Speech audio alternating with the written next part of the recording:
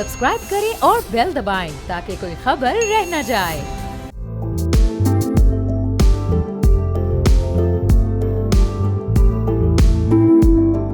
अस्सलाम वालेकुम, मैं और बाब जहांगीर, आप देख रहे हैं प्रोग्राम व्यापार। पाकिस्तान स्टॉक एक्सचेंज में इस नए हफ्ते के आगाज़ में भी गुज़िश्ता हफ्ते की तरह डाउनवर्ड ट्रेंड ही रहा है और KSE 100 इंडेक्स में कारोबारी हफ्ते के पहले रोज़ यानी गुज़िश्ता रोज़ हमने देखा कि 5,478 पॉइंट्स की कमी हुई। KSE 100 इंडेक्स में गुज़िश्ता हफ्ते 6,400 से ज़ायद पॉइंट्स की कमी हुई थी, जिसके बाद ये 1,73,000 की सतह पर आ गया था और ये हफ्तावार बुनियाद पर 3.6% कमी है। साल के आगाज़ में हमने एक मौके पर यह भी देखा था जब 26 जनवरी को 1,91,000 से भी ज़्यादा पर ये पॉइंट्स पहुंचा था और ये बुलंद तरीन सतह तक मार्क किया गया था। तो उस हिसाब से मार्केट अपने बेंचमार्क से अब तकरीबन 9 या 10% तक नीचे आ चुकी है और इस गिरावट की बड़ी वजह अमेरिका और ईरान के दरमियान कशीदगी भी रही है। इसके साथ साथ रमज़ान की वजह से भी कारोबारी सरगर्मियां किसी हद तक कम रही हैं। एवरेज डेली वॉल्यूम 22% कम होकर 831 मिलियन शेयर रह गया है, जो पहले 1.1 अरब तक पहुंच चुका था। गैर मुल्की इन्वेस्टर्स ने 26.5 मिलियन डॉलर की नेट फरोख्त की और इसके मुकाबले में लोकल जो इन्वेस्टर्स हैं उन्होंने 14.4 मिलियन डॉलर और बैंक्स ने 12.1 मिलियन डॉलर की खरीदारी की है। अब सेक्टर की सतह पर सबसे ज्यादा दबाव रिफाइनरी सेक्टर पर आया है, जो 12.5% नीचे गया है।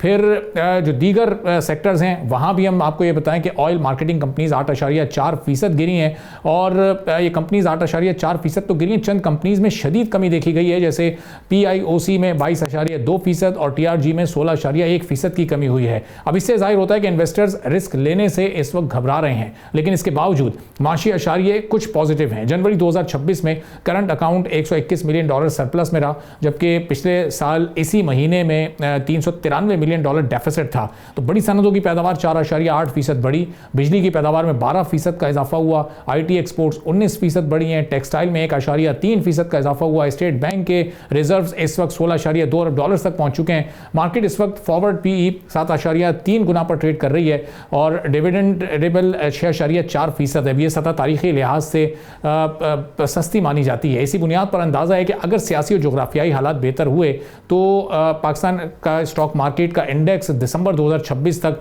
2,63,000 पॉइंट्स तक भी जा सकता है, यानी मौजूदा सतह से तकरीबन 50 का इजाफा, जो कि इस साल से पहले भी प्रेडिक्ट किया गया था।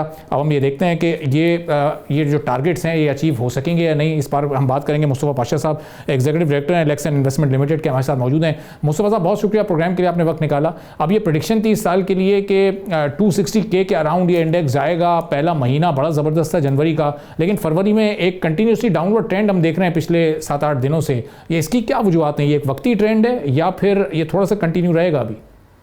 देखिए, मार्केट में तो हमने 23 जनवरी के बाद काफ़ी ज़्यादा हमने मंदी देखी है और एक करेक्टिव स्पेल मार्केट के अंदर आ चुकी है। तो मार्केट जो है अपने पीक से तकरीबन 11-11.5% आज के दिन के बाद तकरीबन नीचे आ चुकी है। इसकी वजूहत आई थिंक काफ़ी मीडिया के अंदर, सोशल मीडिया के ऊपर, TV चैनल्स के ऊपर, अखबारों में डिस्कस हो चुकी हैं और ये आई थिंक चंद वजूहत थी जो आई थिंक एक साथ जब आई तो मार्केट के ऊपर एक प्रेशर पड़ा।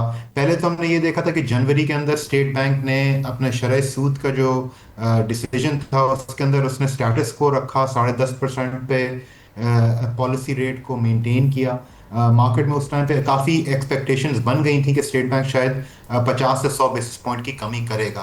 तो वो पहला आई थिंक एक धचका था सेंटिमेंट के लिए और इन्वेस्टर्स के लिए कि जी इंटरेस्ट रेट जो है अभी स्टेट बैंक नहीं कम कर रहा फिलहाल तौर पे।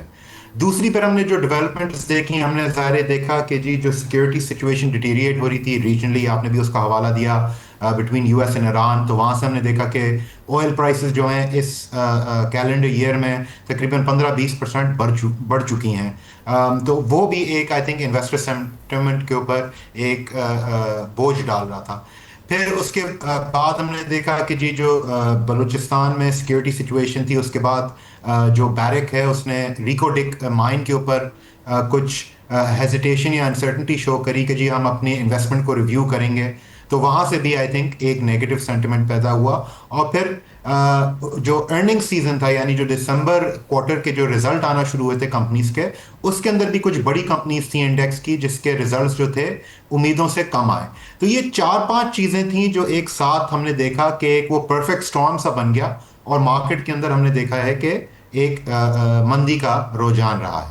सही। तो मुझे अब ये सिलसिला है, ये जो इस वक्त जियोपॉलिटिकल सिचुएशन है, इसमें अगर आहिस्ता आहिस्ता कुछ बेहतरी आती है तो ये मार्केट रिकवर करेगी, ऑयल प्राइसेस अगर दोबारा डाउन होती हैं तो ये रिकवर होगी, या फिर ये अभी सिलसिला आगे कुछ दिनों में ये रहना है इसी तरह से? देखें, आई थिंक इन्वेस्टर्स के लिए और जो नाजरीन देख रहे हैं उनके लिए ये चीज़ समझना बहुत ज़रूरी है कि जो मार्केट की जो उतार चढ़ाव है और जो करेक्शन होती है स्पेशली मार्केट में एक बहुत अच्छे रन के बाद, वो मार्केट का एक नेसेसरी पार्ट एंड पार्सल है ये इन्वेस्टिंग का। ये एक समझें एक आपकी एंट्री फी है जो आप देते हैं एक्विटी मार्केट का रिटर्न कैप्चर करने के लिए। अगर मैं आपको थोड़ा सा एक दो नंबर्स दूं जिससे आपको अंदाजा हो कि मैं किस चीज़ का के ऊपर इशारा कर रहा हूँ। पिछले 10 साल में अगर आप मार्केट को निकाल के देखें तो 37 दफ़ा मार्केट ने 5% से ज़्यादा करेक्शन ली है। तो तकरीबन आप अगर समझें कि साल में 3 से 4 दफ़ा ऐसा टाइम आता है कि मार्केट 5% से ज़्यादा करेक्ट होती है। और क्या कहते हैं, अगर मैं पिछले 5 साल में देखूं तो सिमिलर सिचुएशन है, पिछले 2-3 साल में देखूं या पिछले 15-20 साल में चला जाऊं तो इसी तरह की हमें सिचुएशन नजर आती है कि साल में 3 से 4 दफ़ा 5% से ज़्यादा की करेक्शन होती है, और साल में एटलीस्ट एक दफ़ा में नजर आता है कि 10% या उससे ज़्यादा करेक्शन होती है। तो अगर ये मैं हिस्टोरिकल ट्रेंड देखूं तो ये जो करेक्शन अभी हो रही है ये कोई अनोखी करेक्शन नहीं है, ये मार्केट के हिस्टोरिकल डेटा के साथ मिलती जुलती है। दूसरी जो इंटरेस्टिंग चीज़ आई थिंक जो नाजरीन या इन्वेस्टर्स के लिए भी ये होगी कि करेक्शन के अंदर अगर आप इन्वेस्टमेंट करें या करेक्शन के बॉटम के करीब, तो वहां से जो मार्केट का जो बाउंस बैक होता है या जो उसका जो रिटर्न होता है वो 80 to 90% टाइम्स के ऊपर वो पॉजिटिव रहता है। तो अगर मैं देखूं कि अगर जो ये पिछली 10 साल के अंदर जो 37 करेक्शंस हुई हैं, अगर उन 37 करेक्शंस में इन्वेस्टर्स करेक्शन जब हो चुकी हो वो आके अपना पैसा या सरमायाकारी मार्केट में करते, तो एक महीने बाद उनको तकरीबन 8% का रिटर्न मिल रहा होता, एक साल के बाद उनको तकरीबन 30% का रिटर्न मिल रहा होता ऑन एवरेज। तो ये देखें मार्केट का ये एक जनरल एक फिनोमेना है, एक बायर सेलर का बिहेवियर होता है। तो देखें जहां आपने यूएस ईरान की बात करी, ज़ाहिर है जियोपॉलिटिक्स के ऊपर व्यू लेना अभी अनसर्टनिटी ज़रूर है, मगर आई थिंक जो हिस्ट्री या जो तारीख हमें मार्केट की ये बताती है कि जब इस तरह की मूव्स आती हैं कि जहां 5, 10, 15% की करेक्शन आ जाए, और स्टॉक्स के अंदर हमने जो देखा, जो आप भी हवाला दे रहे थे इंडिविजुअल स्टॉक्स का, कि वो तो 20-30% से भी ज्यादा गिर चुके हैं काफी ज्यादा स्टॉक्स। तो उस टाइम पे जब एंट्री ली जाती है तो वो इन्वेस्टर्स के लिए फ्यूचर के अंदर एक अच्छी एंट्री समझी जाती है। तो मुझे ये जो नए इन्वेस्टर्स के लिए कितनी ये सिचुएशन शॉकिंग होगी, क्योंकि पिछले 1-1.5 साल से बहुत ज़्यादा तादाद में नए इन्वेस्टर्स भी मार्केट में आ रहे हैं, और जब मुस्तकिल अपवर्ड ट्रेंड हो लोग बड़ी आसानी के साथ आकर उस अपवर्ड ट्रेंड का पार्ट बन जाते हैं, लेकिन एकदम ये कंटिन्यूस डाउनफॉल शुरू हो जाए तो फिर नए लोग तो बड़ा घबरा जाते हैं। सीजन इन्वेस्टर्स अपनी जगह पर, उन्हें पता है कि अप्स एंड डाउन आते रहते हैं, लेकिन न्यू इन्वेस्टर्स के लिए फिर इस वक्त आप कह रहे हैं कि अभी घबराना नहीं है, थोड़ा सा लॉन्ग टर्म के लिए थोड़ा पेशेंस रखें। बिल्कुल। और अगर आप वैसे देखें भी, जैसे मैंने तो आपको शायद 10 या 15 साल की मैं आपको हिस्ट्री दे रहा था, तो शायद इन्वेस्टर्स बोलेंगे कि जी इतनी पुरानी चीज़ का क्या फ़ायदा बातें करने का। मगर अगर आप पिछले 2 साल में देखें तो जनवरी से फरवरी तक का जो टाइम होता है, हमने देखा है 2025 में भी 2024 में भी हमने देखा कि मार्केट ने करेक्शन ली है। और इनफैक्ट हमने लास्ट ईयर, जब आपको याद है जब हमारे इंडिया के साथ बॉर्डर पे हमारे क्लैशेस हुए थे अप्रैल मई के दौरान, तो वहां पे मार्केट ने तकरीबन 13% का डिप लिया था, और फिर वहां से ज़ाहिर मार्केट ने बहुत स्ट्रॉन्ग रिकवरी दी थी। तो देखें correction are part of it. Investors जो मार्केट में नए आए हैं, ज़ाहिर है उनको घबराहट होती है, एक नॉर्मल चीज़ है कि जी जब कोई इन्वेस्टर अपना पैसा लगाता है और उसकी वो लॉसेस देखे तो घबराएगा। मगर आई थिंक जो चीज़ें अंडरस्टैंड करने की है, एक तो कि जी लेवरेज पे ज़्यादा काम ना करें, तो जो जितना पैसा है उसी के साथ काम करें, एक्सेसिव बोरोइंग ना करें। फिर जो आपके जो जिन कंपनीज के अंदर आप इन्वेस्ट कर रहे हैं उन कंपनीज को अच्छी तरह समझें और अच्छी हाई क्वालिटी कंपनीज के अंदर इन्वेस्टमेंट करें। और इस हिसाब से अगर आप मैं देखूं कि अभी जो करेक्शन हुई है उसके अंदर पाकिस्तान की बेहतरीन ब्लू चिप कंपनीज आपको एक डिस्काउंट पे मिल रही हैं। तो जो सरमायाकारी करना चाहते हैं, जिन्होंने मिस कर दी थी ये इक्विटी मार्केट की रैली और वो सोच रहे थे कि जी मार्केट कुछ नीचे आएगी तो मैं इन्वेस्ट करूं, तो ये एक अच्छा टाइम है कि आप अपनी इन्वेस्टमेंट स्टार्ट करें मार्केट के अंदर। आप आहिस्ता आहिस्ता कदम लें और अपना एक्सपोजर बढ़ाएं। तो मुस्तफा साहब, जो इस साल के आखिर की प्रेडिक्शन है मार्केट की कि 50% ओवरऑल इस साल में इजाफा होगा, इंडेक्स 260 प्लस में जाके क्लोज होगा और उससे भी ऊपर जा सकता है, तो ये इसका मतलब वो प्रेडिक्शन भी उसके हिसाब से अभी मार्केट स्मूथ चल रही है, कोई ऐसा इशू नहीं है? देखिए, आई थिंक अभी जैसे मैंने आपको बताया कि 11.5% तकरीबन लगभग करेक्शन हो चुकी है। इसी बुल रन में हमने इससे बड़ी करेक्शंस भी देखी हैं, जैसे मैं आपको अप्रैल मई का हवाला दे रहा था, जबकि उसके अंदर तो जो जंगी जो सूरत हाल थी या जो कॉन्फ्लिक्ट था वो तो पाकिस्तान को खुद इन्वॉल्व कर रहा था डायरेक्टली, तो वहां पे हमने 13% की एक बहुत शार्प करेक्शन देखी थी सिर्फ 2 हफ्ते के टाइम में। ये जो करेक्शन अभी चल रही है ये अभी इसको तकरीबन 1 महीना हो चुका है, तकरीबन 11-11.5% की हो चुकी है। जहां तक आगे के टारगेट्स की अगर मैं बात करूं, तो देखें पाकिस्तान की अगर मुआशी हालात देखें तो अभी भी एक अच्छे हैं, इन्फ्लेशन स्टेबल है, रुपी स्टेबल है, करंट अकाउंट का आपने खुद मेंशन किया था, रिजर्व पोजीशन अभी इंटैक्ट है, आईएमएफ प्रोग्राम चल रहा है, गवर्नमेंट का रिफॉर्म एजेंडा भी हमने देखा है कि जी पीआई की प्राइवेटाइजेशन हमने दिसंबर में देखी, सर्कुलर डेट के ऊपर हमने देखा कि प्रोग्रेस हो रही है। इवन आज जो ओजीडीसी ने अपना जो रिजल्ट दिया उसके अंदर भी एक इम्प्रूव्ड पोजीशन उसकी नजर आई कि जी उसके जो रिसीवेबल्स थे जो उसको ड्यू हैं सर्कुलर डेट की मद में वो भी कम होते हुए नजर आ रहे हैं। तो इकोनॉमी जो है एक राइट ट्रैक पे या राइट डायरेक्शन की तरफ है। इन्वेस्टर्स को ज़ाहिर है ये देखना चाहिए कि जी अगर जो हिस्टोरिकल ट्रेंड रहा है पाकिस्तान के अंदर, अगर आप देखें पिछले 25 साल में 2 तेजी के हमने पीरियड्स देखे। एक था 2002 से 2007 तक, जब मार्केट तकरीबन 1000 या 1500 पॉइंट से लेके 15,000 पॉइंट तक गई थी, यानी 10x या 10 गुना का मुनाफा इन्वेस्टर्स को हुआ था। और फिर उसके बाद हमने देखा था कि 2009 से 2017 तक का एक बुल रन आया था जो मार्केट 5,000 से लेके 52,000 तक गई थी, तो एक और 10x या 10 गुना का मुनाफा इन्वेस्टर्स ने देखा था। तो अगर आप ये पिछले 25 साल की हिस्ट्री देखें तो पाकिस्तान के अंदर जो बुल रन रहते हैं वो तकरीबन 5 से 7 साल तक के दौरान के रहते हैं। जो करंट बुल रन है ज़ाहिर है हमारा तीसरा साल हो गया है, हमने 2023 में भी अच्छा रिटर्न देखा 50% का, 2024 में 80% का, 2025 में फिर से 50% का। तो हो सकता है कि इस बुल रन में 1-2 साल ऐसे हों जहां मार्केट कंसोलिडेट करे या थोड़ी सी फ्लैट या नेगेटिव रिटर्न्स दे, मगर ओवरऑल अभी हमारे हिसाब से जो माशी हालात हैं और जो वैल्यूएशंस हैं, प्राइस टू अर्निंग्स रेशियो जिसको हम देखते हैं, जो डिविडेंड यील्ड्स हैं, जो कंपनीज इंडिविजुअली हैं, जो उनकी अर्निंग्स हैं, तो वो अभी हमें यही बता रही है कि इक्विटी मार्केट के जो रिटर्न्स हैं वो अभी भी अट्रैक्टिव हैं फ्यूचर में देखते हैं। ठीक है, बहुत बहुत शुक्रिया मुस्तफा पाशा साहब, एक्टर इलेक्शन इन्वेस्टमेंट लिमिटेड हमारे साथ मौजूद थे। गुफ्तगू आपने सुनी। एक छोटा सा ब्रेक लेते हैं, ब्रेक के बाद वापस आएंगे, एक और आम मौजू पर बात करेंगे।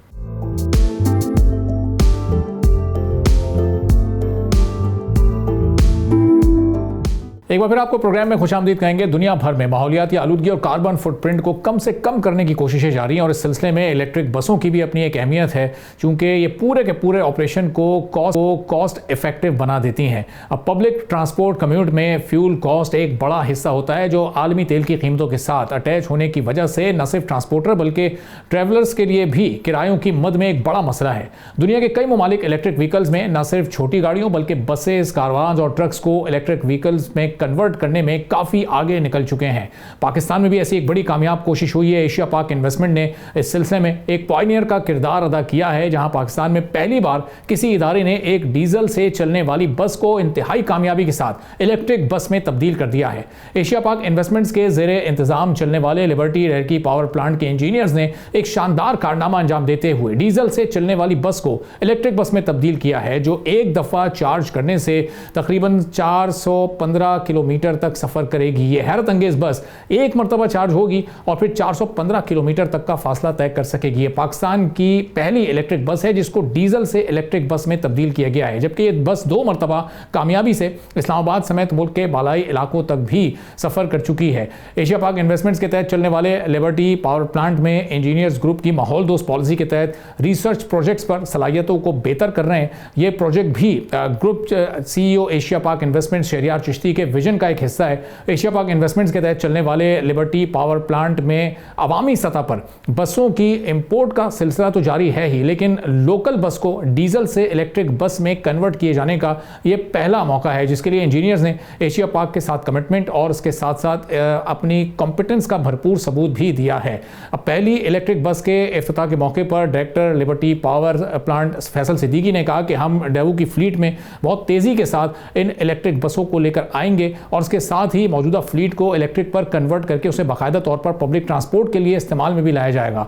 फिर CEO Liberty Power Plant Imran Ahmed भी वहां मौजूद थे। उन्होंने बस के टेक्निकल फीचर्स के हवाले से बताया कि कन्वर्ट की जाने वाली बसों में नई बसों के मुकाबले में बेहतर या बराबर के टेक्निकल फीचर्स मौजूद हैं। लिबर्टी पावर प्लांट के इंजीनियर्स की काविशों से कन्वर्ट बस रोड ट्रांसपोर्ट अथॉरिटी की जानिब से अप्रूव्ड है और बड़ा ही इसका एक पूरा शानदार स्ट्रक्चर है जिसमें फुल एसी है, 45 सीट्स इसमें मौजूद हैं और ये बस बहुत जल्द जब सड़कों पर नजर आएगी तो जो पोल्यूशन है उसको भी कम करने में एक बड़ा भरपूर किरदार अदा करेगी, जो कि इस वक्त का एक बड़ा तकाजा भी है। अब इस पर हम मजीद गुफ्तगू करेंगे डिटेल से। मुजाहिद परवेज चट्टा साहब जो चेयरमैन है board of directors liberty dietary power plant के, हमारे साथ मौजूद हैं। मुजाहिद साहब, बहुत शुक्रिया प्रोग्राम के लिए, आपने वक्त निकाला। अब ये इस वक्त लिबर्टी पावर प्लांट की डेवू एक्सप्रेस की कितनी बड़ी अचीवमेंट है, चूंकि हम देखते हैं पोल्यूशन के मसाइल हैं, क्लाइमेट चेंज से पाकिस्तान बहुत ज़्यादा मुतासर है, तो ये एक ऐसा कदम उठाया गया एशिया पाक इन्वेस्टमेंट की जानिब से जो कि ओवरऑल एक बड़ा पॉजिटिव चेंज लेकर आएगा। अरबाब, जैसे आप जानते हैं ये क्लाइमेट चेंज, एनवायरमेंटल पोल्यूशन ये एक ग्लोबल इशू है और पाकिस्तान इसके जो मेन अफेक्टीज हैं उसमें उनका नाम आता है। तो गवर्नमेंट भी बहुत अच्छे तरीके से पैटर्नाइज कर रही है ग्रीन एनर्जी, क्लीन एनर्जी को और एनवायरमेंट फ्रेंडली जितने भी स्टेप एनर्जी सेक्टर में लिए जा सकते हैं। और एशिया पाक को अल्हम्दुलिल्लाह ये क्रेडिट है कि एशिया पाक ने हमेशा इस तरह की गवर्नमेंट पॉलिसीज़ में इनोवेटिव रोल अदा किया, वो कहीं भी हैं। और ये रिसेंट जो आपने जिक्र किया इलेक्ट्रिक बस, इसका बहुत बड़ा सबूत है। नो डाउट इस वक्त इलेक्ट्रिक बसेस इंपोर्ट हो रही हैं और डेवो एक्सप्रेस भी इंपोर्टेड बसेस अपने फ्लीट में ऐड कर रही हैं, लेकिन वो बहुत कॉस्टली पड़ रही हैं। तो ये लिबर्टी डायरेक्टी के इंजीनियर्स ने हमने सोचा कि क्यों ना इसको लोकली करके देखा जाए। तो ये एक फर्स्ट एक्सपीरियंस है जिसमें हमने लोकली एक बस को डीजल से इस पे कन्वर्ट किया इलेक्ट्रिक चार्जिंग पे, और इसके बहुत से जो रिक्वायर्ड पार्ट्स थे वो भी लोकली अरेंज किए गए हैं। और इसको प्रैक्टिकली 400 प्लस किलोमीटर चला के इसकी जो स्टडी की गई है वो ये है कि ये 40 to 5% इकोनॉमिकली चीपर है than the conventional fuel buses. अच्छा, तो ये ना सिर्फ एनवायरमेंटल फ्रेंडली है और क्लीन क्लाइमेट की तरफ एक स्टेप है। ये चीपर जो फेयर्स हैं जो पैसेंजर्स के लिए भी एक बहुत बड़ा रिलीफ है। और इस कामयाब प्रैक्टिकल तजर्बे के बाद अब इंशाल्लाह हम इसको मास स्केल के लेके आएंगे और ग्रेजुअली डाइवो के फ्लीट में हम लोकल कन्वर्टेड बसों को भी ऐड करें। और वैसे साहब, ये तजुर्बा चूँकि बड़ा कामयाब रहा, अब ये कितना आसान होगा दीगर बसेस को भी कन्वर्ट करना, और नंबर ऑफ बसेस जब ज़्यादा तादाद में कन्वर्ट हो जाएंगी तो ज़ाहिर है माहौल पर भी एक बड़ा पॉजिटिव असर पड़ेगा। तो ये तजुर्बा तो ये बड़ा कामयाब रहा है, लेकिन आगे दीगर बसों को भी इतनी आसानी के साथ कन्वर्ट किया जा सकेगा? जी बिल्कुल, जैसा आप समझते हैं कि फर्स्ट आपने जो एक्सपेरिमेंटल या एक प्रोजेक्ट के तौर पे काम करना तो उसमें शुरू में कुछ डिफ़िकल्टीज भी आती हैं। हमें लोगों को, वेंडर्स को ढूंढना पड़ा, उनके साथ डिस्कस करना पड़ा लोकल चीज़ें मैन्युफैक्चर करने के लिए। लेकिन जब हमने इसको कर लिया है तो अब ऑनवर्ड तो इंशाल्लाह ये उससे भी ज़्यादा चीपर होगा और स्मूथ और इजी हो जाएगा। और इसमें एक बात मैं ज़रूर ऐड करूँगा कि जिस तरह गवर्नमेंट भरपूर तरीके से इस पॉलिसी को इनकरेज कर रही है, रिसेंटली पावर डिवीज़न ने एक बहुत बड़ा रिलीफ दिया इलेक्ट्रिक चार्जिंग। वरना ये था कि अगर वो टैरिफ ज़्यादा रहता तो उससे शायद इसकी feasibility compared with diesel buses इतनी अच्छी ना होती। रिसेंटली गवर्नमेंट ने, ये मैं आम जो कंसर्न लोग हैं उनके नोटिस में देना चाहता हूँ कि गवर्नमेंट ने 45 रुपीज़ से 23 रुपीज़ तकरीबन कर दिया है इलेक्ट्रिक चार्जेस का इलेक्ट्रिसिटी टैरिफ। तो ये भी एक बहुत बड़ा स्टेप है इस चीज़ को इनकरेज करने के लिए। और मुझे सब लोकल ट्रांसपोर्टर्स की इससे कितनी हौसला अफजाई हो सकती है, क्योंकि पहले अगर किसी को इलेक्ट्रिक बसेस लेनी थी तो उसको इंपोर्ट करनी थी, बहुत बड़ा उस पर कॉस्ट आती। अब ये एशिया पाक ने, लिबर्टी पावर ने जो बड़ा शानदार स्टेप लिया, इससे लोकल ट्रांसपोर्टर्स को कितनी मदद मिल सकेगी? ढेर की पावर प्लांट से आकर वो भी अपनी बसों को इस तरह शिफ्ट करवा सकते हैं? जी बिल्कुल, हम इसको इंट्रोड्यूस भी कराएंगे, लोगों को मीटिंग पे बुला के उनको इस पे ब्रीफ भी दिया जाएगा, और जो रनिंग कास्ट है वो तो कम होनी है, इसकी परचेज कास्ट भी बहुत कम होगी as compared with imported buses. और मुझे साहब ये इलेक्ट्रिक व्हीकल सेक्टर चूँकि बहुत तेज़ी से एक इमर्जिंग सेक्टर के तौर पर बढ़ रहा है, दुनिया तो बहुत इसमें आगे निकल चुकी है, पाकिस्तान में अब हमें आहिस्ता आहिस्ता बसेस, फिर 4 व्हीलर कार्स, फिर 2 और 3 व्हीलर्स भी कुछ अब नज़र आना शुरू हुए हैं, उनकी तादाद भी बढ़ रही है। ये इस सेक्टर को सामने रखते हुए कितनी बड़ी पेशरफ्त है कि एक एग्जिस्टिंग व्हीकल को आपने इलेक्ट्रिक में शिफ्ट कर दिया है और बहुत कामयाबी के साथ कर दिया है, तो ये इस पूरे सेक्टर में एक इनकलाबी तब्दीली की हैसियत रखता है? जी बिल्कुल, एशिया पाक ने इसमें भी इनिशिएटिव स्टेप लिया है, अपने फ्लीट को काफ़ी हद तक इलेक्ट्रिक कर लिया है, और अब ये जो लोकल चेंज आई है, लोकल मैन्युफैक्चरिंग या कन्वर्शन आई है, इससे हम इसको मजीद करेंगे, और आई होप कि विद इन फ्यू ईयर्स ये एक बहुत बड़ी चेंज आएगी सेक्टर में। तो इसका मतलब जो एग्जिस्टिंग डीजल बसेस हैं, जो पेट्रोल कार्स हैं, जो दीगर फ्यूल पर चलने वाले व्हीकल्स हैं, इसका मतलब उनका मुस्तकबिल फिर कुछ खास बेहतर इस वक्त नज़र नहीं आ रहा। अब ये एक बड़ा चैलेंज उनके लिए आ जाएगा इलेक्ट्रिक व्हीकल्स की सूरत में, और फिर जो ट्रांसफर्ड या जो ये शिफ्टेड व्हीकल्स होंगी इनकी सूरत में भी। नहीं, जो लोग अपनी बस गाड़ियां चला रहे हैं अब उनकी बात कर रहे हैं। जी, नॉर्मल जो इस वक्त जो एग्जिस्टिंग बसेस हैं या एग्जिस्टिंग जो कार्स हैं इवन, या और जो दीगर, ultimately they will have to convert, they will have to shift to it.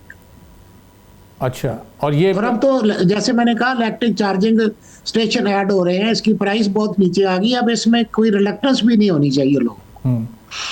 और ये जो ट्रांसफर बस है, इसकी परफॉर्मेंस इसके बाद इलेक्ट्रिक पर शिफ्ट होने के बाद उसकी स्पीड या उसकी मेंटेनेंस या जो दीगर उसके लवाजमात तो तकाजे हैं, उन पर कितना फ़र्क पड़ा है? परफॉर्मेंस उसकी बिल्कुल वैसे ही है जैसे कि डीजल पर, या परफॉर्मेंस उनकी इक्वली गुड है, और रनिंग कास्ट मैंने बताया 40 to 45% लेस है। इसी तरह मेंटेनेंस कास्ट भी कम होगी। आप ये स्कूटर, मोटरसाइकिल, बसेस को चलते देखें रोड्स पे, ना कोई नॉइस है, ना कोई पोल्यूशन है, हर चीज परफेक्ट है। और भाई एनवायरमेंटल हेल्प मिल रही है मुझे साहब। इसको हम अगर बड़े स्केल पर देखें तो जो पाकिस्तान का इंपोर्ट बिल है, जिसमें फ्यूल का एक बड़ा हिस्सा होता है, मुस्तकबिल में फिर इसको भी कम करने में हेल्प मिल सकेगी अगर बड़ी तादाद में हमारा ट्रांसपोर्ट सेक्टर्स पर शिफ्ट। बहुत ज्यादा रिडक्शन आएगी, बहुत ज्यादा रिडक्शन आएगी उसमें। तो अब ये जो दीगर इस वक्त जो बड़े ग्रुप्स हैं या गवर्नमेंट ही खुद अपने ओन पर ये थोड़ा सा इस बारे में कुछ सोच सकती है, इकदाम ले सकती है कि कैसे एशिया पाक के इस इकदाम को मैं तो रिकमेंड यही करूँगा कि गवर्नमेंट को इस सिलसिले में इवन सॉफ्ट लोनिंग भी करनी पड़ी तो करनी चाहिए, लोगों को इनकरेज करना चाहिए। शुरू में कुछ कंट्रीब्यूट करना पड़ता है, अल्टीमेट रिजल्ट फिर ठीक हो जाता है। और फिर मुझे साहब ये कितना अरसा लगेगा? अभी तो ये एक बस हमने शिफ्ट होते देखी है, अगर हमें 100-200 या इससे भी ज़्यादा बसेस को शिफ्ट करना है तो ये उतना ही आसान होगा जितने अरसे में एक बस शिफ्ट हो गई है, या कुछ ज़्यादा? इसको अब हम रिसेंटली एक मीटिंग कर रहे हैं, और इसको नेक्स्ट प्रोग्राम में मैं आपसे शेयर करूंगा कि हम मंथली इसको किस लेवल तक इंक्रीज करके जा रहे हैं।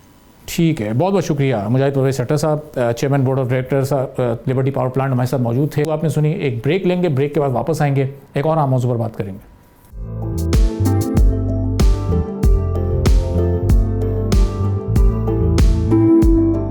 एक बार फिर आपको प्रोग्राम में खुशामदीद कहेंगे। हुकूमत पाकिस्तान ने आइंदा गंदम की फसल के लिए इमदादी कीमत 3500 रुपये फ़ी 40 किलोग्राम मुकर्रर की है। हुकूमत का मौक़िफ़ ये है कि इस वक्त मुल्क में गंदम की कोई किल्लत नहीं है, सूबों के पास मौजूद ज़खायर नई फसल आने तक मुल्क की ज़रूरत पूरी करने के लिए काफ़ी हैं। अब पाकिस्तान में सालाना गंदम की खपत तकरीबन 2 करोड़ 50 लाख टन है, और उसके लिए ज़खायर और नई पैदावार दोनों ही अहम है। गुज़िश्ता 3 साल का अगर हम जायज़ा लें तो पैदावार में खासा उतार चढ़ाव नज़र आता है। 2023 में पैदावार तकरीबन 2 करोड़ 60 लाख टन रही। ये साल सैलाब के असरात के बाद बहाली का था। 2023 में पैदावार कम हुई और तकरीबन 2 करोड़ 50 लाख टन हो गई। अब इस कमी की वजह सैलाब और बीमारियों का फैलाव था। फिर 2025 में हालात कुछ बेहतर रहे और अंदाजन पैदावार बढ़कर 2 करोड़ 75 लाख टन तक पहुंची। अब अगर 2026 में मौसम साजगार रहा तो यही पैदावार 2 करोड़ 80 लाख टन से ऊपर भी जा सकती है। और इमदादी कीमत में भी हमने इन 2-3 सालों में थोड़ा सा इजाफा देखा है, वो कि पिछले 1-2 साल बहुत ज़्यादा तनाज़ात से भरपूर रहे।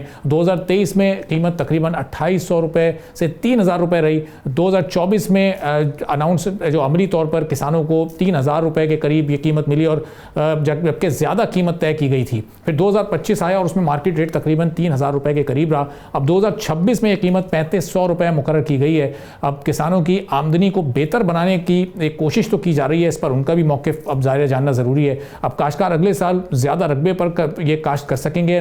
नई कौमी गंदम पॉलिसी 2026 से 2030 के लिए हुकूमत क्या तैयारी कर रही है, इसमें डिजिटल ट्रेसेबिलिटी सिस्टम शामिल होगा और इससे गंदम की खरीदारी के साथ ज़ख़ीरा और सप्लाई की निगरानी बेहतर हो सकती है। सूबों के दरमियान हम आहंगी बढ़ाने की बड़ी ज़रूरत है। कीमतों को स्टेबल रखने के लिए ख़ास इक़दाम करने होंगे। इस पॉलिसी के तहत रमज़ान में आटे की कीमतें काबू में रखने की भी हिदायत जारी की गई हैं और गंदम की खरीदारी के हवाले से मुख्तलिफ मॉडल्स के मुताबिक सूबे खरीदारी कर रहे हैं। खैबर पख्तूनख्वा 75% सरकारी और 25% प्राइवेट मॉडल को अपनाएगा, जबकि सिंध मुकम्मल सरकारी खरीदारी करेगा। विफाक 1 साल तक मौजूदा निज़ाम जारी रखेगा और फिर नई पॉलिसी नाफिज की जाएगी।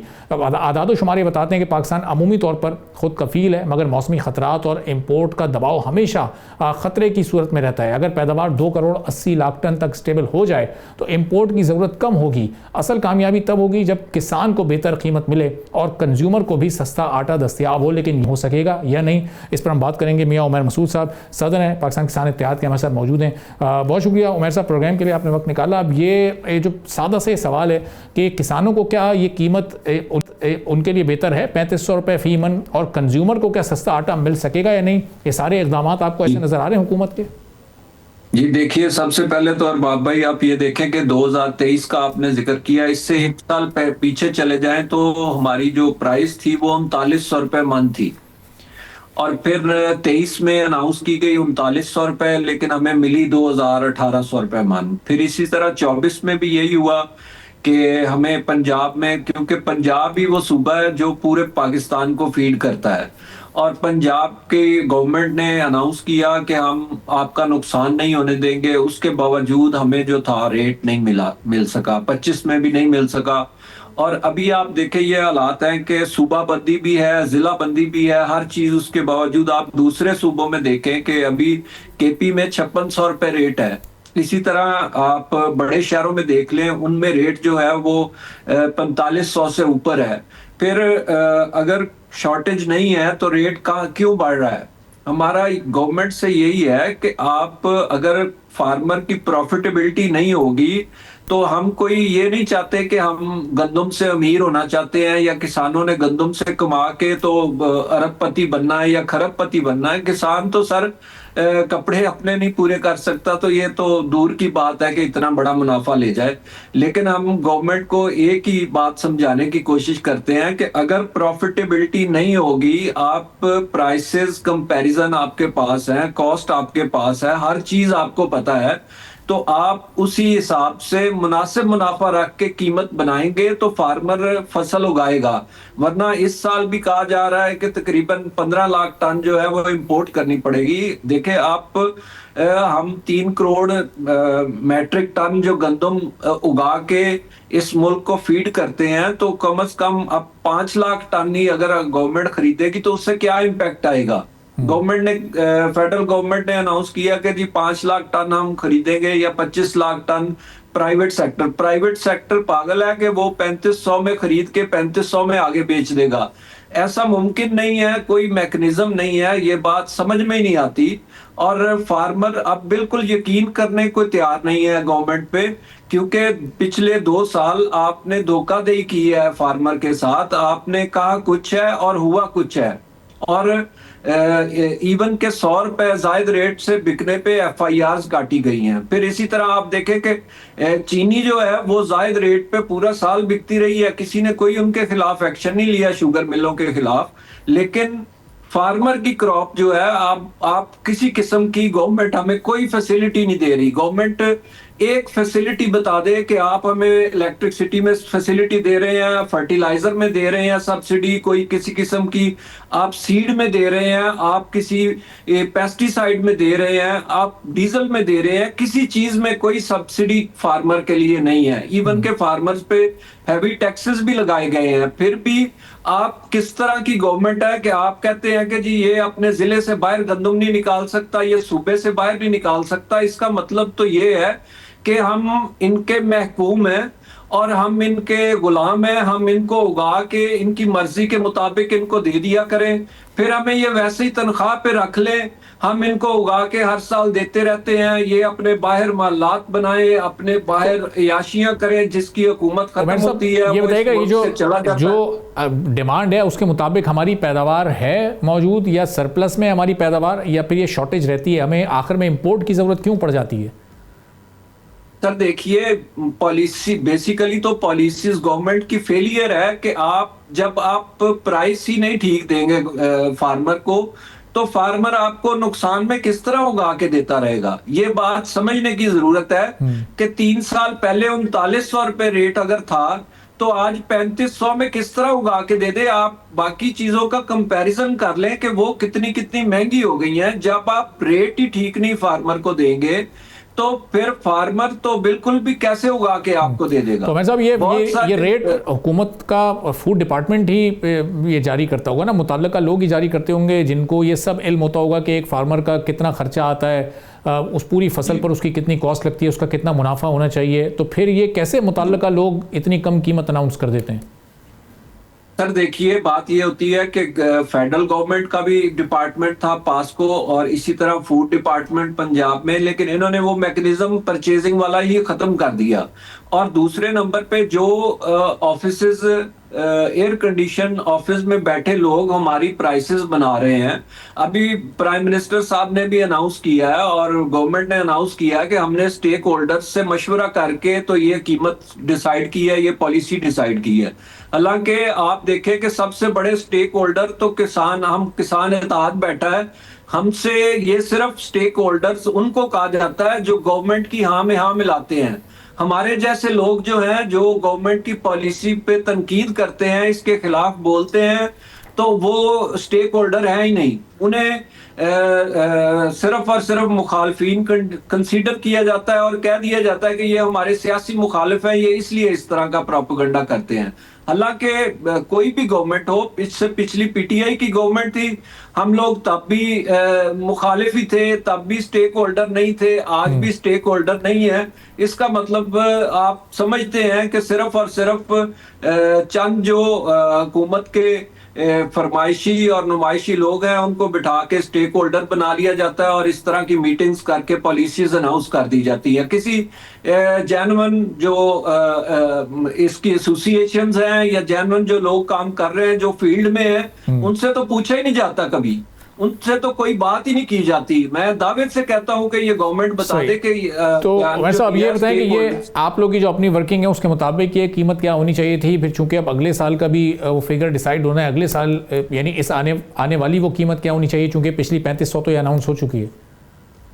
जी, हमारी रिक्वेस्ट ये थी कि जो रेट है गंदम का कम से कम 100 रुपए केजी से ऊपर होना चाहिए, यानी 4500 रुपए मन के करीब होना चाहिए, ताकि फार्मर को कुछ प्रॉफिटेबिलिटी नजर आए और वो फसल उगाएगा तो इस मुल्क में वाफर गंदम हो सकेगी। अगर फार्मर को प्रॉफिटेबिलिटी नहीं आप देंगे, उसका नुकसान में वो तो आप मजबूरी के तहत चंद लोग उगाएंगे जो अपने खाने की या कुछ, वो तो हर किसान ने अपने खाने की तो उगानी होती है। और मतलब इससे फिर जो एंड कंज्यूमर है उस तक पहुंचते पहुंचते भी फिर कीमत जाहिर है वो कंट्रोल रखना हुकूमत के लिए बड़ा मुश्किल हो जाएगा कि एक आम सारिफ को फिर गंदम या आटा क्या रुपए किलो मिलता है।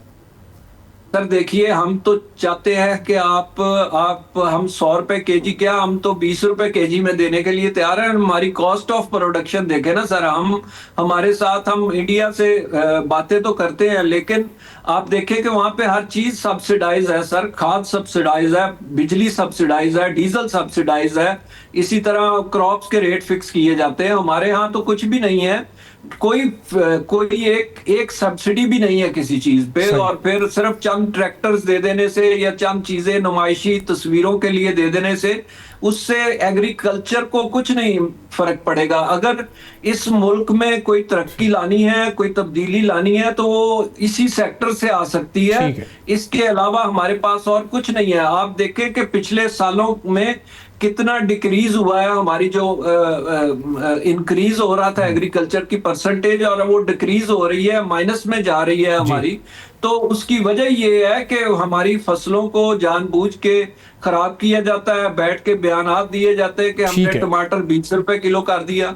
चलें, बहुत बहुत शुक्रिया मियां उमर मसूद साहब हमारे साथ मौजूद थे। सदर गुफ्तगू आपने सुनी। इसी के साथ नाज़रीन आज के प्रोग्राम से इजाज़त दीजिए। अल्लाह हाफ़िज़।